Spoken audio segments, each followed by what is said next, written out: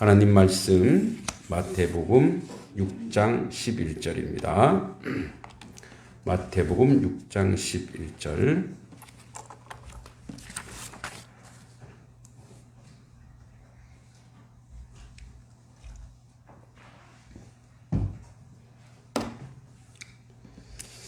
오늘 방송 잘 나오겠죠? 연락 없는 거 보면. 지난주에는 방송이 안 된다고. 자, 6장 11절 우리 같이 한번 읽어보겠습니다. 시작. 오늘 우리에게 일용할 양식을 주옵시고. 아멘. 이 성경 번역과 문맹 퇴치 사역을 시작하는 프랑스의 두 분의 선교사님이 있었습니다. 이분들은 이제 도티와 에드 포엘이라고 하는 이 선교사님들이 이제 문화 적응 훈련을 위해서 서아프리카의 작은 마을에 들어갔어요. 그 마을에 프랑스어를 할 줄 아는 사람이 한 명도 없는 거예요. 그래서 이제 찾다 보니까 한 2명 정도를 또 찾게 되긴 했는데, 근데 여기 이제 기온이 50도가 넘어가는 거예요. 네. 그래서 이 도티는 이 도티 선교사가 이질에 걸려서 이제 알아 눕게 됐어요. 그러니까 선교 와서 이제 성경을 번역하고 또 그들에게 복음을 전해야 되는데 그냥 이제 이질에 알아서 그냥 누워서 꼼짝을 못 하는 거예요. 누워서 이제 기도하는 거예요. 주님, 제가 여기 뭐 하러 왔죠? 제가 할 수 있는 게 무엇입니까, 주님? 근데 하나님 응답이 어때요? 아픈 대로 지내라. 아픈 그대로 지내라.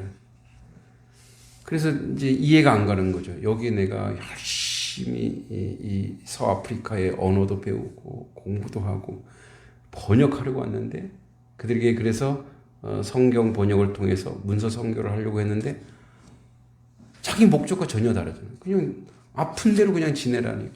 너무 고통스럽습니다. 그래서 하나님이 또 그렇게 말씀하시니 그냥 그것을 그대로 받아들이기로 결심했어요. 그냥 아픈 대로 지내는 거죠. 근데 마을 추장이 이제 정령 숭배자예요. 이 사람이 보니까 저 외국 사람들이 와갖고 뭔가 하려고 하는데 계속 아파 있으니까 이제 긍휼한 마음이 든 거예요. 음식도 먹지 못하지, 알아 누워있지. 그러니까 이제 주변에 저기 그 다른 지역에 이제 교회에 사람들을 불렀어요. 2명의 그리스도인을 불러서 그녀를 위해서 기도하라고. 자기들도 이제 자기 정령들에 기도하듯이 그 신들에게 기도하라고 이제. 그러니까 이분들 참 예의가 있는 거죠. 자기들의 신이 얘기하는 게 아니라 저 서양 사람들은 서양의 신이 있으니까 그 종교의 사람을 데리고 와서 기도하라 그랬어요. 그래서 이제 원래 그 마을 사람들은 자기 정령을 숭배하기 때문에 그 이제 자기 나름대로 종교가 있기 때문에 이제 서양 사람들, 외국 사람들이 오는 그 복음에 대해서 되게 핍박하고 거부했거든요. 근데 이 추장이 궁일한 마음이 있다 보니까 이제 저쪽 그 사람들 데리고 와서 기도하라고 한 건 되게 이제 파격적인 거죠. 나름대로. 그래서 이제 이 사람들이 이제 이웃 마을의 선교사님들이 그리스도인들이 와서 기도를 했는데 이게 났어요. 나왔단 말이에요. 이제 추장이 신기한 거예요. 기도로 났네. 그러니까 약간 저기 신이 살아있네. 그래서 이제 그때부터 그 마을에 이제 약간 프랑스를 어눌하게 하는 사람에게 해서 궁금하니까 저 사람들이 얘기하려고 하는 게 뭔가 얘기해 보라고 자기한테. 그게 시작이 됐어요. 그래서 그것이 복음화되기 시작한 거예요. 그러니까 우리는 이제 우리가 계획하고 있는 게 뭔가 막 진행되어야 그게 복음이 전해지는 거라고 했지만 하나님은 의외의 자리에서 하나님은 복음의 역사를 이루시는 거죠. 그러니까 도티라고 하는 선교사의 아픔을 통해서 하나님의 역사가 일어나는 거죠. 그 모든 것에는 하나님의 섭리 역사가 있는 줄 믿습니다. 또 우리 중에도 한우들이 계시지만 그 아픈 것이 그리스도인의 고통과 아픔은 분명코 하나님의 뜻이 있고 하나님은 가장 선한 것으로 우리에게 열매 맺게 줄 줄 믿습니다. 그러니까 우리가 절망치 않고 계속 기도하길 소원합니다. 이제 이것을 통해서 오늘 본문을 좀 접근해 보려고 하는데요. 자, 그래서 이 도티가 느낀 게 뭐냐면, 하나님께서 요구하시는 것은 오직 신실함이구나. 신실함. 하나님을 믿는, 신실이라는 거군요. 하나님을 믿는 믿음 그대로, 하나님이 원하시는 그대로, 순종하는 거예요. 우리 생각과 다르다 할지라도. 그죠? 그래서 하나님의 미련한 것이 사람보다 지혜 있고, 하나님의 약한 것이 사람보다 강하니라. 고린도전서 1장 25절 얘기하고 있죠. 그래서 이제 오늘 우리 본문을 보면 오늘 우리에게 일용할 양식을 주옵시고. 자, 시작이 이렇게 됩니다. 오늘 이 기도는 오늘의 문제를 말하기 때문에 가장 먼저 나옵니다. 오늘. 자, 그러니까 지금 앞에서 우리가 간구하는 세 가지가 하나님에 관한 거였죠. 하나님에 관한 거였어. 그죠?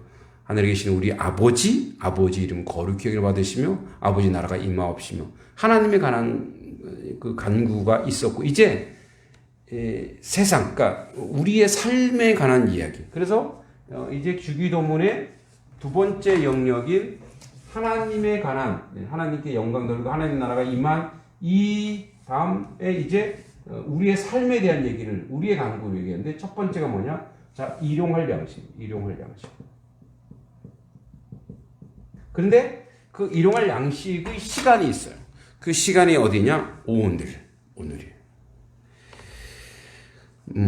1979년에 노벨 평화상을 받은 마더 테레사가 이렇게 말씀하셨어요.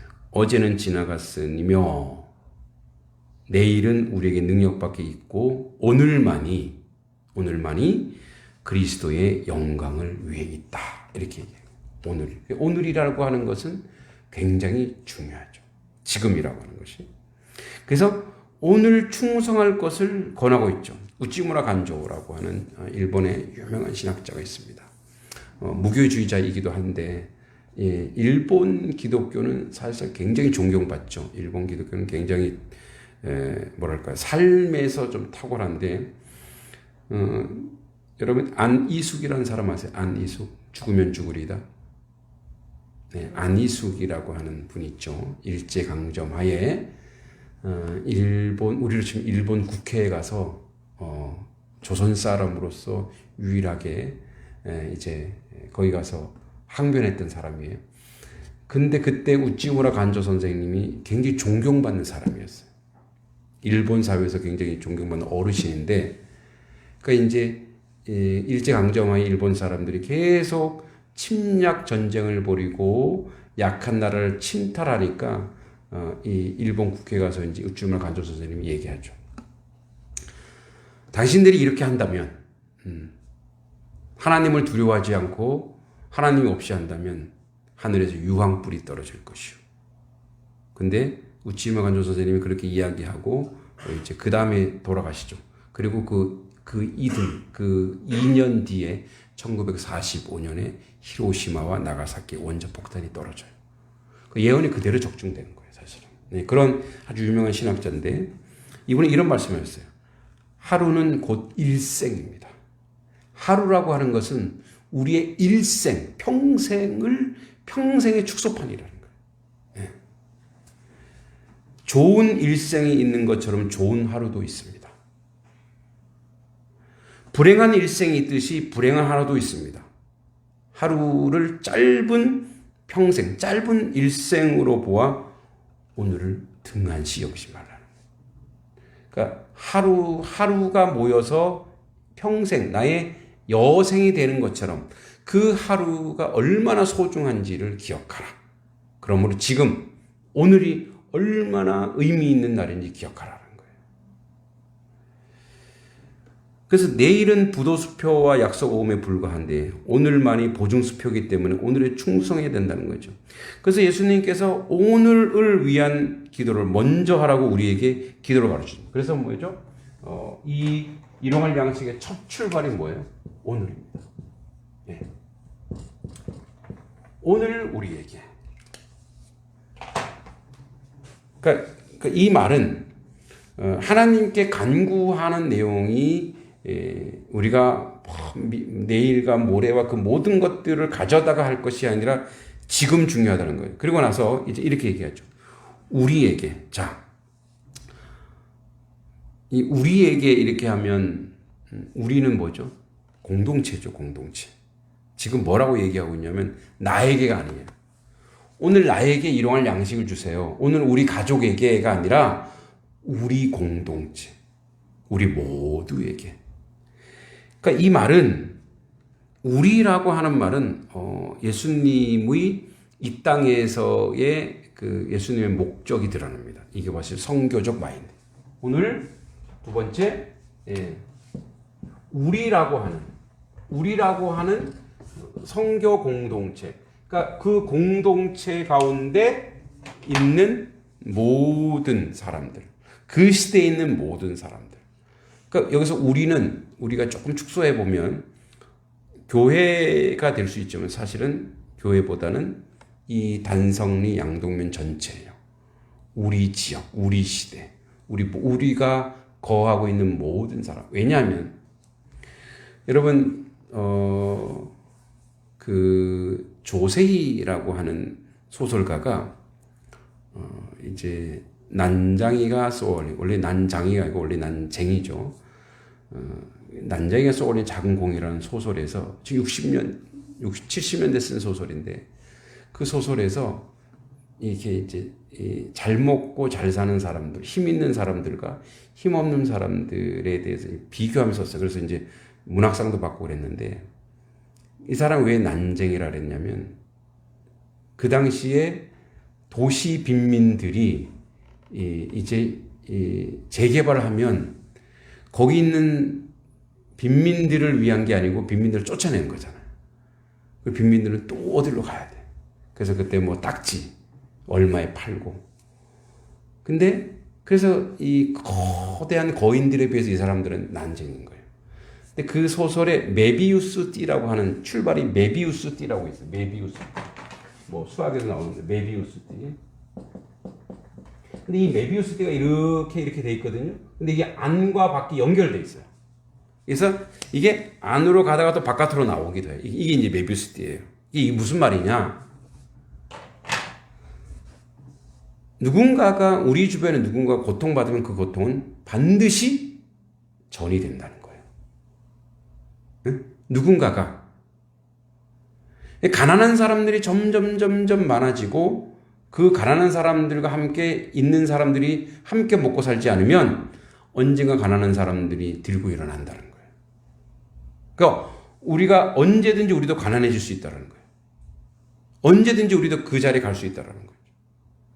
그래서 함께 잘 먹고 잘 살아야 되고, 그래서 긍휼한 마음, 누군가 고통받고 있으면 그 고통이 나의 고통이야 라고 할 수 있는 그런 긍휼한 마음이 우리 가운데 있어야 된다라고 이 소설가는 주장하는 거예요. 굉장히 복음적인 내용이에요. 굉장히 선교적인 내용이에요.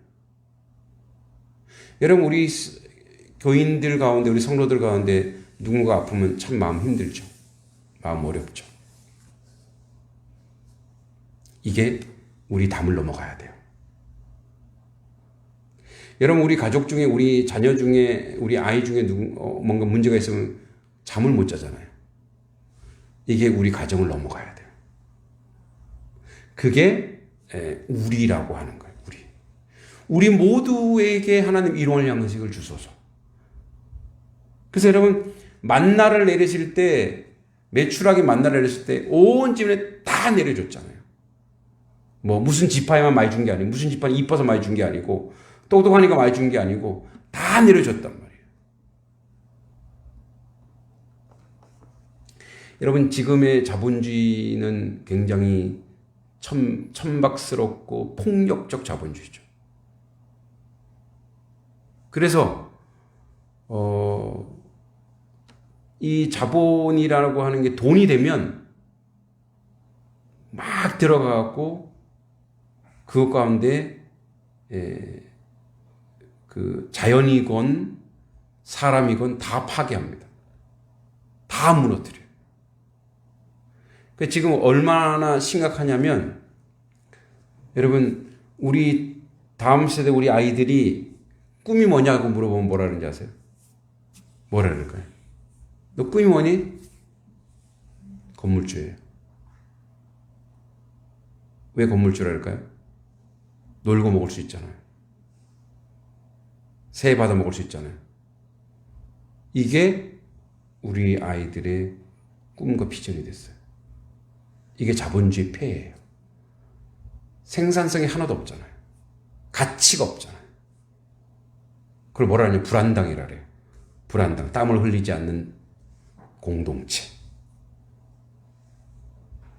노동 그리고 결실 열심히 땀을 흘려서 거기에 대한 대가 그래서 그것을 나누는 은혜 이런 것이 없는 거예요.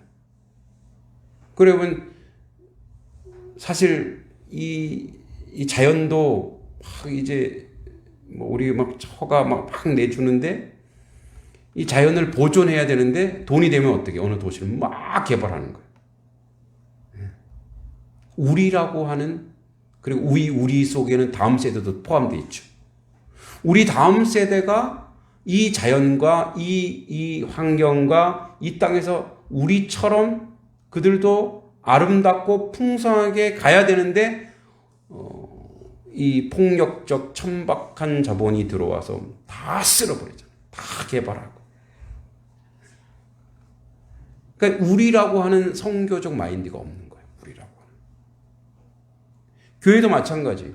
개교의 중심이 되어서 우리 교회만 부흥되고 잘 되고 그래서 마을은 돌보지 않고 그들이 하는 그 공동체 가운데 함께 하지 않으면 그건 하나님 나라가 아니고 복음도 아니에요. 그래서 이 성교의 시작은 나누는 거예요. 물질을 나누고 은혜를 나누고 진리의 복음을 나누고 남아서가 아니라 하나님이 나에게 주신 모든 것을 나누는 것이 성교입니다. 왜냐하면 성교는 사랑으로 세상 가운데 나가야 돼요. 그러니까 우리 모두에게는 일용할 양식이 반드시 있어야 됩니다. 우리 모두에게. 왜냐하면 먹지 않으면 인생은 죽거든요. 인생은 스스로 안 먹어도 사는 인생은 아무도 없습니다. 그러면 모두가 뭐예요? 먹어야 돼요. 누군가 공급해 줘야 돼요. 그래서 우리는 혼자 살 수 없어요. 우리는 어렸을 때는 부모님이 우리를 먹이고 이제 장성하여서는 내가 일을 하고 그리고 그 회사가 있기 때문에 직장이 있기 때문에 우리 또 농토가 있기 때문에 함께하는 사람들이 있기 때문에 일하는 사람들이 있기 때문에 우리가 그래서 먹고 사는 거예요. 저도 여러분들이 계속 가져다 주시잖아요. 그것 때문에 풍성한 먹거리가 있는 거예요. 저 밖에 텃밭에 있는 채소들 요즘 너무 풍성히 먹고 있어요. 삼시세끼 계속 올라와요. 그래도 제가 계속 나요. 뜯어 좀 드세요. 계속 나와요. 오이가 자라는 거 보면 막 신기하죠. 누가 주신 거예요? 하나님이 계속 공급해 주시잖아요. 그러니까 우리는 이걸 알아야 돼요. 우리는 누군가가 우리를 위해서 헌신하지 않으면 공급하지 않으면 우리는 죽는 인생이다라는 거예요. 근데 그 모든 것을 누가 주시냐? 하나님이 주신다. 하나님이 주신 거 받아 먹어놓고는 우리는 입 싹 닦으면 되겠어요. 주어야 돼요. 또 줘야 계속 흘러 넘치잖아요. 우리 여기 곧 헌혈차가 온다 그러더라고요. 이런 헌혈해야 계속 좋은 피가 더 생산된대요. 그죠? 피는 자꾸 돌게 해야 된다는 거예요. 얼마나 하나님 우리를 아주 계속 창조주 하나님이 주는 자에게 더 복되다라고 하는 것이 우리 몸도 알잖아요. 주는 자가 복되도다. 아멘이 없네요. 주는 자가 복되는 줄 믿습니다. 그러니까 일용할 양식은 뭐냐? 여러분 일용할 양식을 우리가 이제 여기서 밥으로 뭐 중심은 이제 먹거리죠. 그런데 그 인생이 먹는 걸로만 살지 않죠. 그래서 루터는 세 가지로 분류합니다. 영의 양식, 그 다음에 지성의 양식, 그 다음에 육의 양식. 여러분, 우리가 먹거리가 해결되면서 사람들이 재미를 찾기 시작했어요. 예. 그죠? 그리고 결국 인생은 우리 안에 어떤 하나님을 찾고자 하는 그런 활동이 있어요.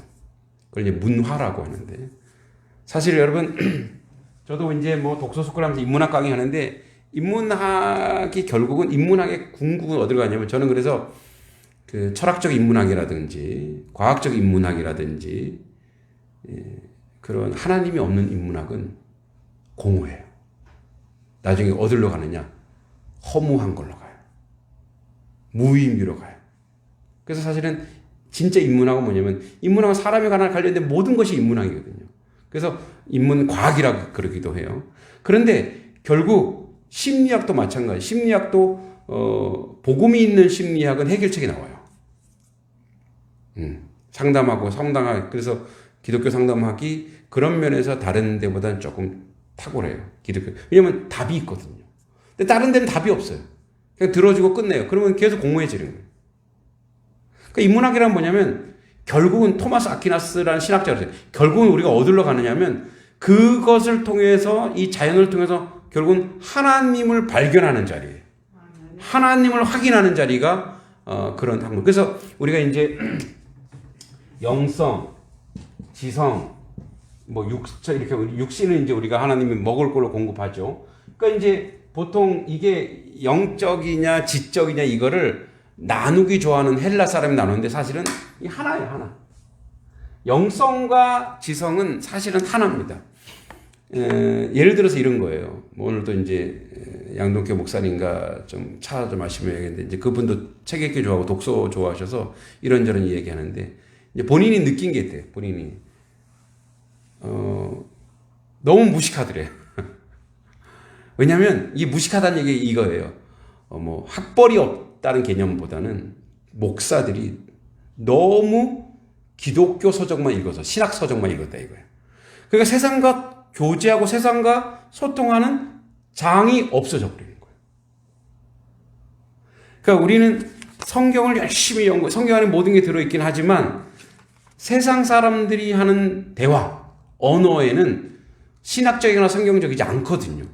그러니까 이걸 가지고 이 좋은 것을 소개하려면 그들이 가지고 있는 도구들을 이용할 필요가 있다라는 거예요. 그래서 뭐 누가 얘기했죠. 하여튼 뭐 누가 사람 이름은 전 잘 모르는데, 한 손에는 복음을, 한 손에는 신문을, 뭐 이렇게 있는데, 그러니까 굳이 그런 구호를 거치지 않더라도 하나님이 우리에게 지혜를 주셨어요.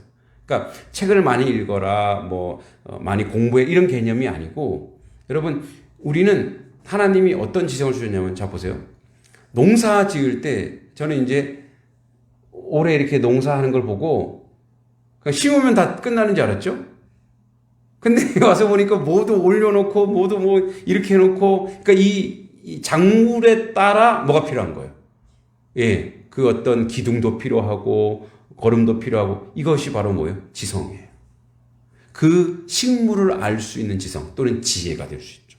지성은 지혜예요. 그러니까 우리가 인간이 영적으로 공급을 받고, 또 세상 가운데서도 세상적인 어떤 지혜로 공급받지 않으면 그래서 하나님이 우리에게 이성을 주신 거예요. 그러니까 하나님이 우리에게 이성이라고 하는 것은 뭐 꼭 나눠서 논리적이다, 뭐 철학적이다, 이게 지성이 아니고, 우리에게 지혜로서 생각할 수 있는 걸 충분히 주셨어요. 여러분들 그래서 농사 지으면서 삶으로 터득한 게 얼마나 많아요. 그죠? 그것이 영적인 것으로 얼마든지 해석이 가능하고, 영적인 그 발돋움할 수 있는 것이 얼마나 많이 있습니다. 그러니까 그 모든 것들을 하나님께 요청하는 거예요. 하나님께 달라고 하는 거예요. 그러니까 육적인 것만이 아니라 하나님 영적인 것도 공급해 주십시오. 오늘 우리에게 영육의 모든 것을 나에게 공급해 주십시오. 이런 기도를 하라는 거예요. 그런 기도를 할 줄 믿습니다. 그러니까 일할 양식, 밥이나 빵도 물론이거니와 영적인 것도, 영적인 말씀도 공급해 주십시오. 하나님 은혜 가운데 그것을 공급해 주시고 그것을 주십시오. 그래서 저도 나름대로 열심히 노력하잖아요. 부지런히 아침에 새벽 기도해서 그걸 유튜브에 또 올려서 여러분들에게 공급하려고. 예. 이제 뭐 제 말이 아니니까 하나님 말씀이니까. 그죠? 그렇게 늘 공급하고 그것을 받아 누리는 그런 자리에 서라고 이야기합니다. 파스칼이라고 하는 사람이 있습니다. 빵세라고 하는 아주 유명한 글을 쓴 분인데, 이분은 이제 믿음의 철학자죠. 이분이 이제 이런 말 합니다. 모든 사람의 마음 속에 공허가 자리 잡고 있다. 주께서 내 마음 속에 오셔서 나를 채울 때까지 나는 참으로 만족을 모르는 인생이었다. 이 사람은 사실 원래는 무신론적 실존자였습니다. 실존자. 그러니까 이 사람은 무신론자예요. 무신론자. 하나님 없다. 신 없다. 신은 인간이 만들었다. 그런데 그렇게 살다 보니까 너무 공허한 거예요. 삶에 가치가 없고 힘이 없는 거예요. 근데 어느 날 파스칼이 환상을 보게 되는데 갑자기 주님의 십자가가 이렇게 쑥 지나가는, 십자가가 싹 지나가는데 자기 여동생의 눈을 싹 스치고 지나가더래요. 근데 여동생이 불치의 그 안질에 걸려서 고생하고 있었거든요.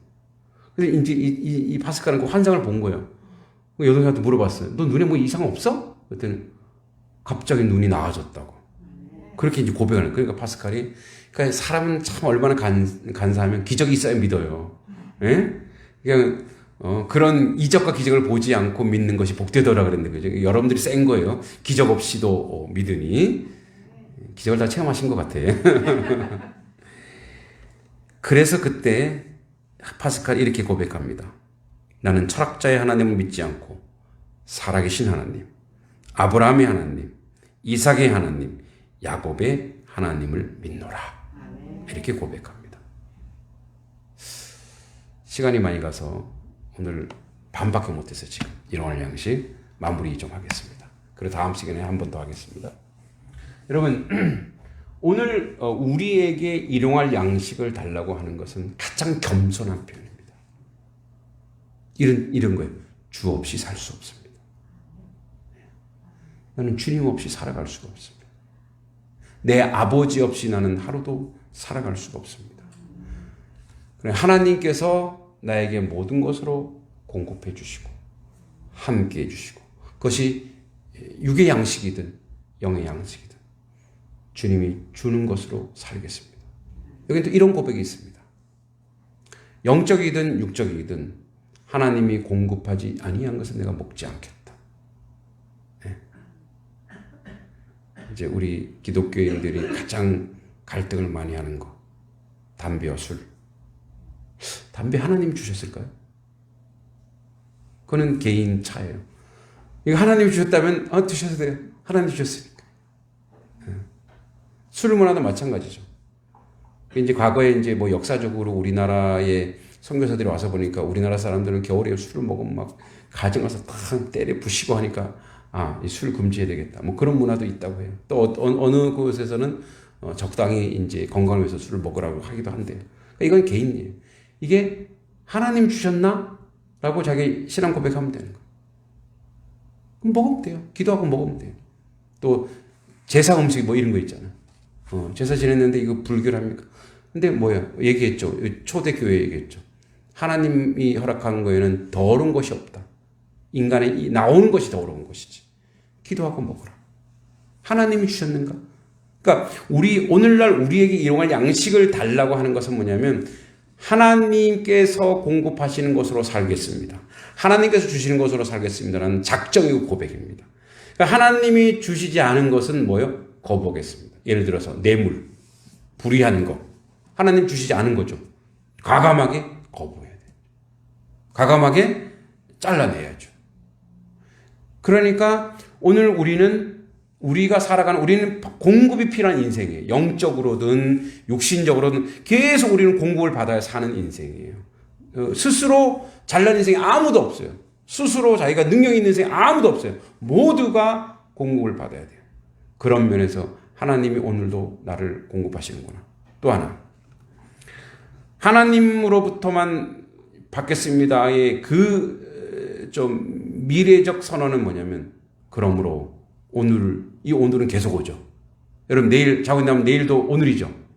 앞으로 올 모든 오늘, 내 인생의 모든 날들을 하나님이 공급하신다라는 믿음이 있어야 됩니다. 믿습니까? 걱정하지 마세요. 그래서 빚이 얼만데, 뭐가 얼만데 걱정하지 마세요. 예, 그거는 믿음이 없는 거예요. 하나님이 다 이끌어 주시고 인도해 주시고 다 공급할 것을 믿는 것이 오늘 우리에게 일용할 양 주셨듯이 우리의 모든 날들. 그래서 예수님 뭐라 해요? 오늘 내일 일을 염려하지 말라. 내일 일은 내일이 걱정할 것이요. 무슨 말이냐면 내일이라는 놈이 알아서 다 한다. 내일은. 그러니까 너 오늘 하나님 앞에 스스로 자족하며 만족하며 하나님에 충성하면 하나님이 내일도 공급하시고 그 다음 날도 공급하시고 이루실 거라고 하는 미래적 믿음. 영원히 우리와 함께하여 공급하신다는 그 은혜에 여러분들이 거하시길 기도합니다. 아멘.